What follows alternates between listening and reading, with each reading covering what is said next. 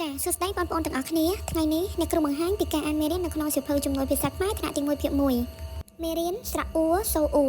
ការស្គាល់សូអសពាក្យជួមានសូចុងអ៊ូពាក្យពួរមានសូចុងអ៊ូការស្គាល់តួអក្សរស្រៈអ៊ូសូអ៊ូសូអ៊ូដូចជាពាក្យញញួរការអានព្យាង្គនៅក្នុងតារាងទី1ជួឆៅកៅអ៊ូគួចៅអ៊ូជួតៅអ៊ូតួឡាវអ៊ូលួការអានព្យាង្គនៅក្នុងតារាងទី2ជួដេកកៅអ៊ីគៀកៅ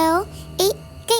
កៅអ៊ីគីកៅអ៊ឺកឹកៅអ៊ឺគឺកៅអ៊ុគុកៅអ៊ូគូកៅអ៊ូគួការអានសូគូគួគួជួជួតួតួលួលួការភ្ជាប់ពាក្យទៅនឹងរូបភាពពាក្យខួរអូសភ្ជាប់ទៅនឹងរូបភាពខួរពាក្យជួអូសភ្ជាប់ទៅនឹងរូបភាពជួពាក្យលូអូសភ្ជាប់ទៅនឹងរូបភាពលូការអានអត្ថបទខ្លីរឿងដំណាំដុះជាជួរលឹកដាំជីជីដុះជាជួរគឺដាំសាគូដុះជាជួរដែរគឺឆៃសាគូឆៅលឹកថាគួកំឆៃសាគូឆៅ